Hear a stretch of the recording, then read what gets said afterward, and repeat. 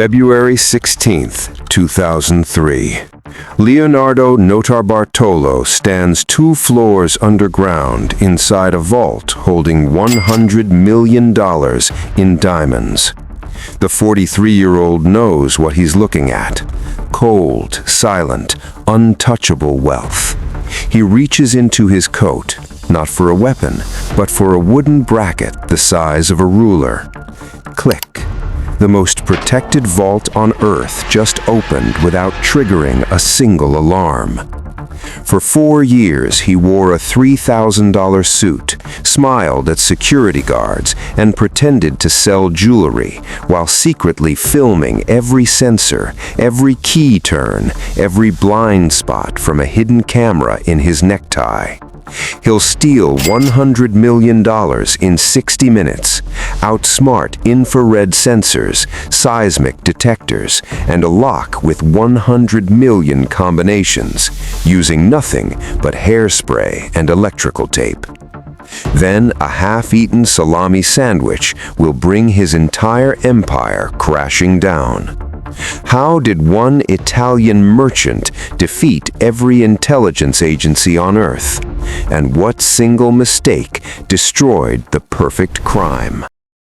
4 years before that vault opened, Leonardo Notarbartolo stepped off a train in Antwerp wearing a suit that cost more than most men's monthly salaries. Salt and pepper beard, calm eyes, a leather briefcase. He didn't look like a thief. He looked like money. He rented an office on the 3rd floor of the Antwerp World Diamond Center, directly above the vault, introduced himself as an Italian jewelry merchant, and shook hands with the same security guards he was already studying. Every morning he walked those halls like he owned them. Every evening he left like a man with nothing to hide. But the camera in his necktie never stopped recording. He captured everything. The exact angle the guard turned his key, the millisecond the light sensors swept the corridor, the rhythm of the night patrol. Frame by frame, he built a blueprint no architect ever drew, a map of every weakness hidden inside a fortress designed to have none. Back in Italy, 3 men were waiting. The King of Keys, fingers so calloused he could feel a lock's tumblers like a heartbeat. The monster, built like a wall, silent as one. The man you called when something needed to be moved or broken without making a sound. And the genius, the one who looked at 10 layers of military-grade security and saw a math problem with a solution. Together, they were the School of Turin.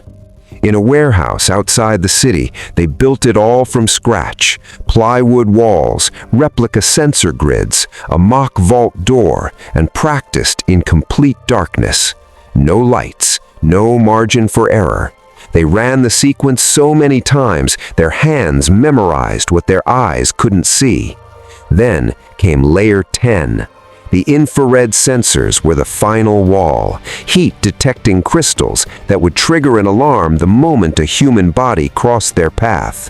Cold technology, ruthless, designed by people who assumed no one would ever get this far.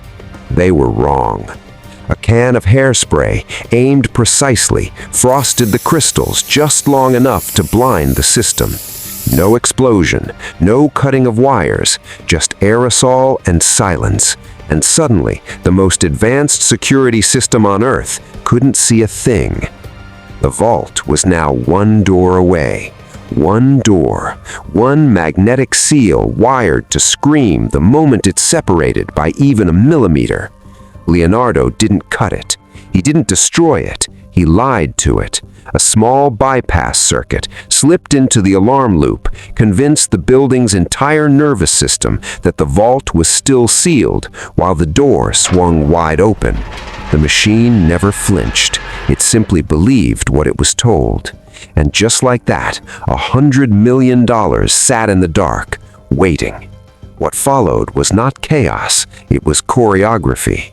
123 safety deposit boxes stripped in under 60 minutes. No conversation, no hesitation, just gloved hands moving with the precision of 4 years of rehearsal in a cold Italian warehouse.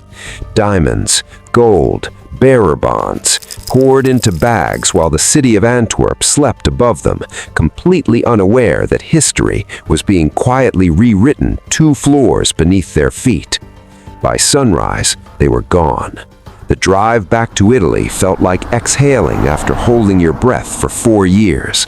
But somewhere on that road, the calm broke. One teammate, nerves shredded, hands shaking, grabbed a trash bag full of evidence and hurled it into a Belgian forest instead of burning it like the plan demanded. One moment of panic, 4 years of perfection undone.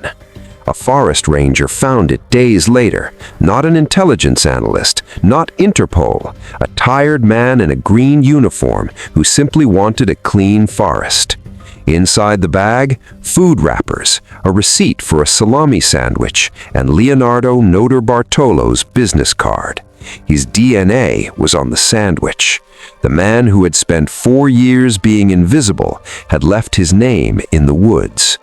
Police connected the dots with brutal efficiency. The office above the vault, the fake merchant, the necktie footage. The school of Turin collapsed like a house of cards, not from sophisticated forensics, but from lunch. Leonardo was arrested. He said almost nothing. The diamonds were never recovered, not a single stone, not one bar of gold. Over $100 million vanished, and to this day, no one truly knows where it went. The authorities got their conviction. Leonardo got his sentence, but the score disappeared with the silence he kept.